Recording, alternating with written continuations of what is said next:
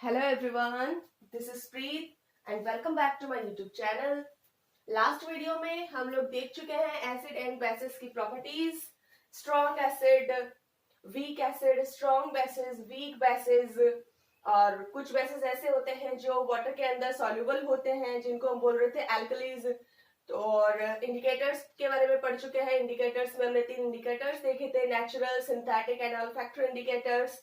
अब आज के इस टॉपिक में जो हमने कल देखा था एक नेचुरल इंडिकेटर जिसका नाम था लिटमस, वो थोड़ा सा एग्जाम के व्यू ऑफ पॉइंट से थोड़ा सा इंपॉर्टेंट है, इसलिए हम इसके बारे में थोड़ा सा ब्रीफली देखेंगे।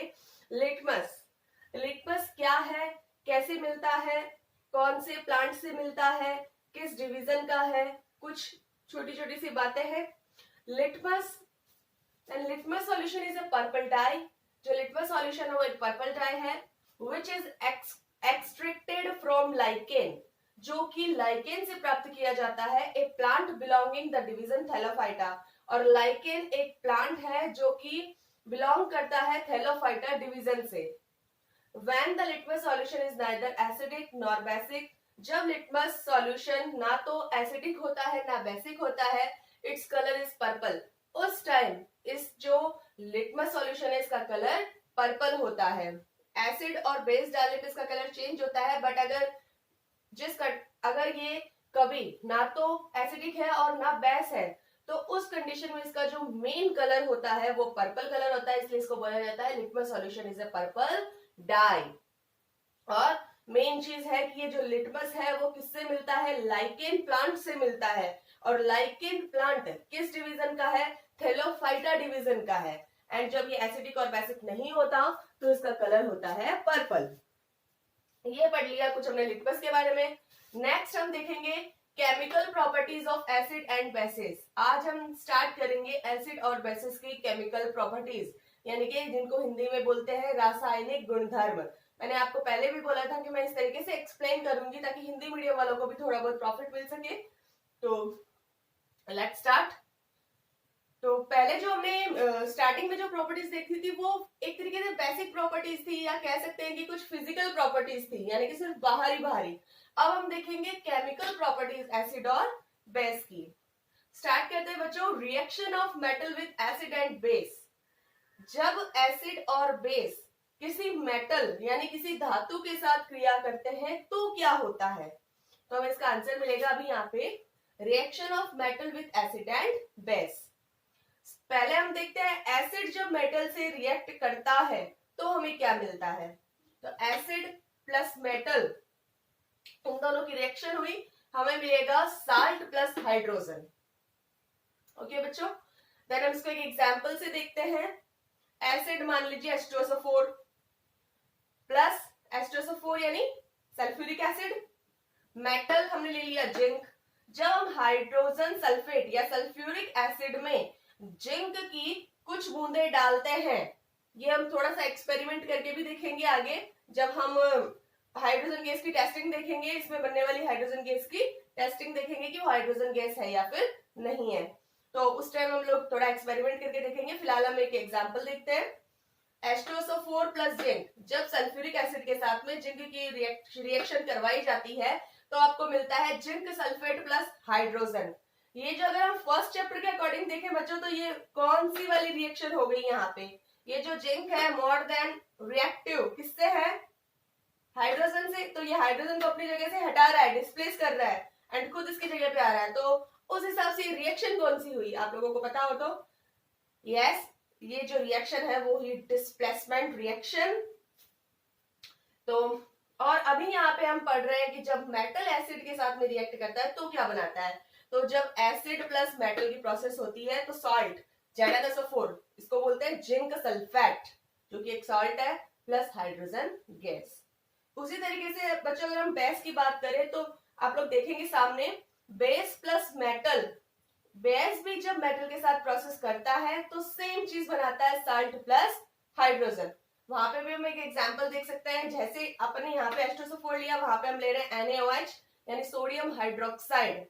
NaOH की प्रोसेस जब हम जिंक के साथ में करवाते हैं तो हमें मिलता है Na2ZnO2। Na2ZnO2 इसको बोला जाता है सोडियम जिंकेट।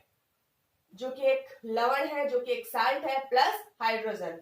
तो बच्चों आप लोगों को इतना तो पता ही चल ही गया होगा कि जब एसिड और बेस दोनों की ही प्रोसेस मेटल के साथ में करवाई जाती है, धातु के साथ में करवाई जाती है, तो साल्ट प्लस हाइड्रोजन मिलता है। नेक्स्ट बच्चों हम लोग देखते हैं testing of hydrogen gas by burning. कि अभी जो आपने जब मेटल की प्रोसेस जो है वो एसिड और बेस के साथ करवाई तो आपको हाइड्रोजन मिल रहा था ना साल्ट के साथ में। तो हम लोग एक टेस्ट करते हैं लैब के अंदर कि टेस्ट से हम पता करते हैं कि हाइड्रोजन गैस है या नहीं। तो इस एक्सपेरिमेंट के अंदर हम देखेंगे testing of hydrogen gas by burning, यानी कि हाइड्रोजन गैस का टेस्ट करेंगे जला के। अब वो कैसे करते हैं देखिए, हम सबसे पहले एक स्टैंड लेंगे, स्टैंड से एक टेस्ट ट्यूब को पकड़ेंगे, जैसे आप लोग बच्चों केमिकल लैब में देखते हैं। स्टैंड पे ये यहाँ पे हम रखेंगे टेस्ट ट्यूब। इस टेस्ट ट्यूब के अंदर हम लोगों को डालना है, ये जो आपको दिख रहा है वाटर जैसा जो मैंने साइन किया है यहाँ पे, इस तरीके का जो ये ऐसे, इसको ये है बच्चों आपका डाइल्यूट H2SO4, यानी कि dilute sulphuric acid. Sulphuric acid का हमने यहाँ पे एक सॉल्यूशन लिया है, यानी कि आपका जो सल्फ्यूरिक एसिड है वो एक्वेटिक फॉर्म में है क्योंकि इसका सॉल्यूशन है। इस H2SO4 में हमने कुछ टुकड़े डाले हैं जिंक ग्रेन्यूल्स। जिंक ग्रेन्यूल्स बोलते हैं जिंक के कुछ कण या जिंक के टुकड़े। तो हमने एक टेस्ट ट्यूब ली है, ये पूरी जो है मैंने यहाँ पे साफ साफ लिखा है ये टेस्ट ट्यूब है। टेस्ट ट्यूब के अंदर मैंने डाइल्यूट H2SO4 का सॉल्यूशन डाला है। इस H2SO4 के अंदर कुछ जिंक के टुकड़े डाले हैं, ये जो बड़े से आपको दिख रहे हैं पत्थर जैसा, ये छोटे छोटे ग्रेन्यूल्स, ये है जिंक ग्रेन्यूल्स, जिंक के टुकड़े। अब यहाँ पे मैंने टेस्ट ट्यूब के अंदर एक कीप जैसा यहाँ पे लगा दिया है और फिर यहाँ से मैंने इसको ज्वाइन किया है एक डिलीवरी ट्यूब से, और ये जो डिलीवरी ट्यूब जा रही है वो जा रही है एक टब के अंदर, और उस टब के अंदर मैंने बनाया है सॉप सॉल्यूशन, यानी कि एक साबुन का सॉल्यूशन, एक सॉप सॉल्यूशन है। अब ये दोनों जैसे ही यहाँ पे प्रोसेस कर रही हैं, कौन कौन, डाइल्यूट H2SO4 और जिंक के टुकड़े आपस में प्रोसेस करेंगे, तो यहां से बच्चों आपकी जो हाइड्रोजन गैस है वो बनेगी, और हाइड्रोजन गैस बनके और ये बनके इसकी जो बबल्स के रूप में बनेंगे, ये यहाँ पे मैंने पहले बबल्स नहीं बनाए थे, ध्यान से देखिए बच्चों। यहाँ पे जैसे ही H2SO4 और जिंक ग्रेन्यूल्स आपस में प्रोसेस करेंगे, यहाँ पे हाइड्रोजन गैस बनेगी, और हाइड्रोजन गैस बनने के बाद में ये बबल्स के रूप में ऊपर उठेगी, और बबल्स के रूप में ये ऊपर उठ के और इस डिलीवरी ट्यूब से ये जाएगी सीधे सॉप सॉल्यूशन के अंदर, और जैसे ये साबुन के सॉल्यूशन के अंदर जाएंगे, ये जो बुलबुले हैं हाइड्रोजन गैस के, वो जो मैंने वहां पे लिखा है जो बड़े से बबल्स बन रहे हैं, और मैंने लिखा है सॉप बबल विथ हाइड्रोजन, यानी कि इस बार जो आपके हाइड्रोजन के जो बुलबुले उठ रहे थे वो सॉप सॉल्यूशन में जाने के बाद में सॉप बबल के रूप में उठेंगे, यानी कि साबुन के बुलबुलों में साथ में क्या रहेगी, हाइड्रोजन रहेगी। अब आप जैसे ही इन उठते हुए बुलबुलों के पास में कैंडल लेके जाएंगे तो वहां पे आपको एक पॉप साउंड सुनाई देगा, यानी कि वहां पे आपकी बर्निंग ऑफ हाइड्रोजन गैस, जो मैंने जो ये साउंड यानी कि जैसे पटाखे छूटते हैं तो इस तरीके से उठता है ना ऊपर, तो जैसे मैंने बना रखा है और मैंने लिख रखा है burning of hydrogen gas with A pop sound. तो आपके कैंडल पास में ले जाते ही वहां पे हाइड्रोजन गैस जलेगी एक पॉप साउंड के साथ में, और पॉप साउंड के साथ में जलना इट मीन से कंफर्म हो गया कि आपके ये जो गैस रिलीज हुई है इस रिएक्शन में वो हाइड्रोजन गैस ही है। तो बच्चों आप एक बार इसको ध्यान से वापस देख लीजिए ताकि आपको थोड़ा सा कंफर्म हो जाए। हमने यहाँ पे एक टेस्ट ट्यूब लिया है, टेस्ट ट्यूब को स्टैंड के अंदर फिक्स किया है, और उसके बाद में वहां पे हमने डाइल्यूट H2SO4 लिया है। डाइल्यूट H2SO4 के साथ में जिंक ग्रेन्यूल्स के कुछ हमने जिंक ग्रेन्यूल्स लिए हैं, यानी कि जिंक के कुछ टुकड़े लिए हैं। जैसे ही डाइल्यूट H2SO4 और जिंक ग्रेन्यूल्स आपस में प्रोसेस करते हैं, देन हाइड्रोजन गैस बुलबुलों के रूप में ऊपर उठती है। तो इस टेस्ट ट्यूब को मैंने डिलीवरी ट्यूब के साथ में ज्वाइंट कर दिया है, और इस डिलीवरी ट्यूब को मैंने सॉप सॉल्यूशन के अंदर डाल दिया। इसका जो दूसरा पार्ट है एक टब के अंदर जिसमें सॉप सॉल्यूशन है। अब जो आपके हाइड्रोजन गैस के बुलबुले हैं वो साबुन के रूप में ऊपर उठेंगे, यानी सॉप बबल्स के रूप में ऊपर उठेंगे, और जैसे ही सॉप बबल्स के साथ में हाइड्रोजन ऊपर उठेगी तो वहां पे हम इसके पास में एक कैंडल लेके जाते हैं, यानी कि इन बुलबुलों को हम लोग जलाते हैं, और जैसे ही हम इन्हें जलाएंगे तो burning of hydrogen gas with A pop sound, तो हाइड्रोजन गैस जलेगी एक पॉप साउंड के साथ में, जो कि यह कंफर्म करती है कि इस रिएक्शन में बनने वाली गैस हाइड्रोजन गैस है। Reaction of metal with acid देखने के बाद में हम लोग देखेंगे reaction of metal carbonate oblique metal hydrogen carbonate with acid. इसका मतलब ये है कि जब मेटल कार्बोनेट की रिएक्शन एसिड के साथ में करवाई जाती है और या मेटल हाइड्रोजन कार्बोनेट की रिएक्शन एसिड के साथ में करवाई जाती है तो क्या मिलता है। तो यहाँ पे दोनों के साथ में प्रोसेस करवाने से सेम चीज मिलेगी, इसलिए हम इसको साथ साथ में देख सकते हैं। मेटल कार्बोनेट या मेटल हाइड्रोजन कार्बोनेट, अगर इन दोनों की ही प्रोसेस हम लोग एसिड के साथ में करवाएं तो हमें salt plus H2O plus CO2 ये तीन चीजें मिलती हैं। तो इसको हम एक एग्जांपल के थ्रू समझ सकते हैं। सबसे पहले हम लोग करवाएंगे मेटल कार्बोनेट की जो रिएक्शन है वो एसिड के साथ में। तो यहाँ पे हमने लिया सोडियम कार्बोनेट।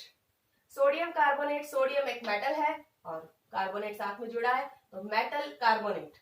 आपको यहाँ पे कुछ रटना नहीं है, बल्कि अब इसको ध्यान से समझना है कि मैंने बोला मेटल कार्बोनेट, तो सोडियम क्या है, एक मेटल है, और कार्बोनेट जिसको बोलते हैं CO3। तो यहाँ पे हम सोडियम कार्बोनेट की प्रोसेस जब एसिड के साथ में करवाए जाते हैं, यहाँ पर हमने लिया है एसिड HCl यानी हाइड्रोक्लोरिक एसिड हमने यहाँ पे लिया है। इन दोनों की प्रोसेस करवाने से हमें मिलता है NaCl सोडियम क्लोराइड। ये क्या है, नमक, साधारण नमक का फॉर्मूला है, तो ये एक सॉल्ट ही तो हुआ, प्लस H2O प्लस CO2 यानी वाटर और कार्बन डाइऑक्साइड, तीन चीजें मिल गई, salt plus H2O plus CO2। Same अगर हम NaHCO3 यानी metal hydrogen carbonate, sodium metal hydrogen carbonate जिसको सोडियम बाइकार्बोनेट भी बोला जाता है, प्लस इसकी रिएक्शन जब हम हाइड्रोक्लोरिक एसिड के साथ में करवाते हैं तो भी हमें सेम चीज मिलती है, NaCl plus H2O plus CO2। बस यहाँ पे थोड़ा सा मैंने बैलेंस कर दिया है, और यहाँ पे ये पहले से ही बैलेंस्ड है क्योंकि यहाँ पे सोडियम का नंबर ऑफ एटम 1 है, हाइड्रोजन के नंबर ऑफ एटम 2 है, उधर भी 2 है, और कार्बोनेट के अंदर अगर हम कार्बन की बात करें तो कार्बन दोनों तरफ 1 1 है, ऑक्सीजन की बात करें तो दोनों तरफ 3 3 है, और क्लोरीन दोनों तरफ 1 1 है नंबर ऑफ एटम। यहाँ पे नहीं था बैलेंस तो हमने इसको बैलेंस कर दिया, हाइड्रोक्लोरिक एसिड के आगे 2 लगा दिया और NaCl के आगे 2 लगा दिया, तो ये एक बैलेंस्ड इक्वेशन। तो आपको वापस ये बैलेंस्ड इक्वेशन मैंने इसलिए बताया था कि आपको फर्स्ट चैप्टर दोबारा रिवाइज हो सके साथ में कि हम लोग इक्वेशन बैलेंस कैसे करते हैं।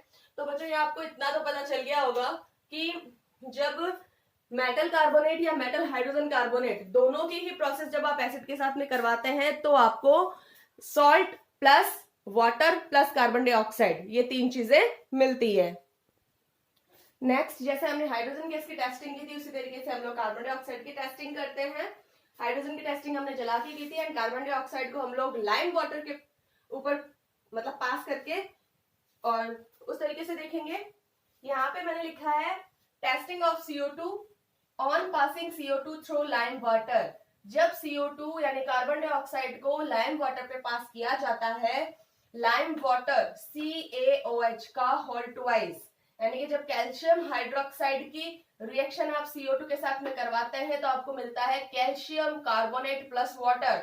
यहाँ पे जो आपको मिला है CaCO3 ये एक प्रेसिपिटेट है, यानी कि ये एक व्हाइट कलर का प्रेसिपिटेट है जो कि नीचे जमा हो जाता है, यानी कि ये एक सॉलिड फॉर्म में बन चुका है।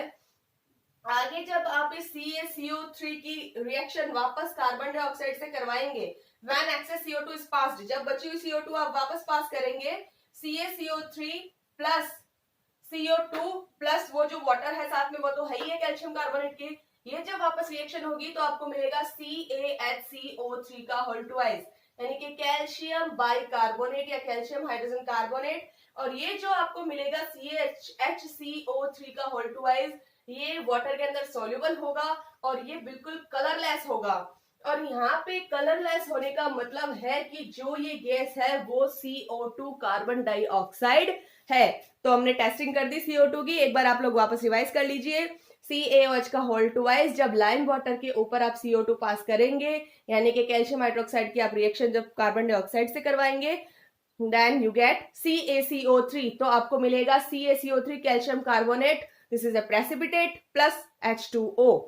अब जब आप एक्सेस CO2 को वापस पास करेंगे, यानी कि कैल्शियम कार्बोनेट प्लस वाटर तो है साथ में, जो CO2 बची हुई है जब आप उसे वापस करवाएंगे प्रोसेस, तो आपको मिलेगा CaHCO3 का होल ट्वाइस, जो कि soluble in water and it is a colorless, और ये आपको मिलेगा कलरलेस, और कलरलेस होने का मतलब है यहाँ पे जो गैस रिलीज हुई है वो है CO2 कार्बन डाइऑक्साइड।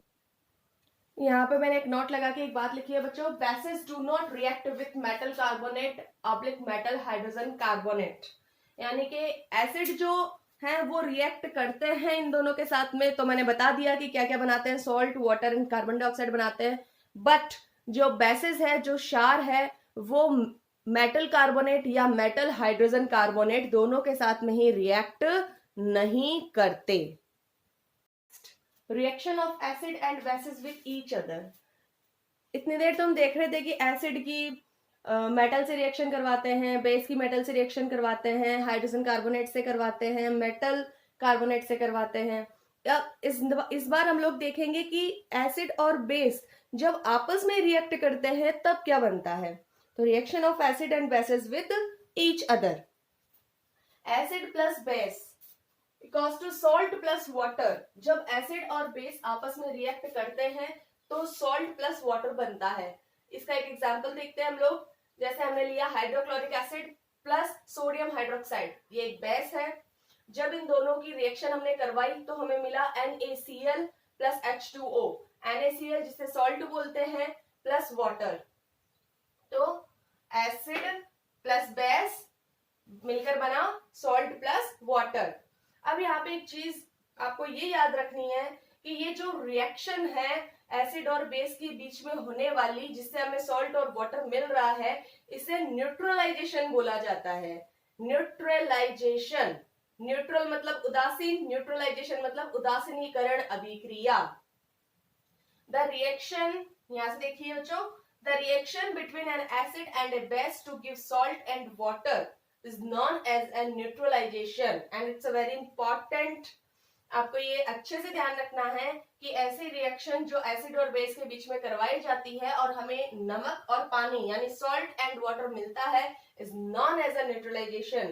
उस रिएक्शन को न्यूट्रलाइजेशन यानी उदासीनीकरण अभिक्रिया बोला जाता है। इसका मतलब ये है बच्चों कि यहाँ पे जो इसको नाम जो ये दिया गया है न्यूट्रलाइजेशन, इसका मतलब इसको इसलिए दिया गया है क्योंकि यहाँ पे जो एसिड और बेस होते हैं वो एक दूसरे के जो इफेक्ट होते हैं उनको खत्म कर देते हैं। यानी कि जब एसिड और बेस की आपस में प्रोसेस करवाई जाती है, आपस में रिएक्शन करवाई जाती है, तो ये एक दूसरे के इफेक्ट को खत्म करके और एक दूसरे को न्यूट्रल कर देते हैं और सॉल्ट और वाटर बना देते हैं, और न्यूट्रल करने की वजह से इसे बोला जाता है न्यूट्रलाइजेशन। तो आज हमने देखी है रिएक्शंस कुछ, और आज की वीडियो के लिए बस इतना ही। और कल जो नेक्स्ट वीडियो है उसमें हम थोड़ा सा देखेंगे कि मेटल ऑक्जेलिक की जो प्रोसेस है वो एसिड और बेस के साथ में करवाते हैं, नॉन मेटेलिक ऑक्साइड की प्रोसेस इनके साथ में करवाते हैं तो क्या बनता है, और इनके कुछ यूजेस वगैरह हम लोग देखेंगे। तो आज के वीडियो में बस इतना ही। अगर आपको अच्छा लगा हो मेरा वीडियो तो ज्यादा से ज्यादा लाइक करें, शेयर करें, सब्सक्राइब करें। Thank you.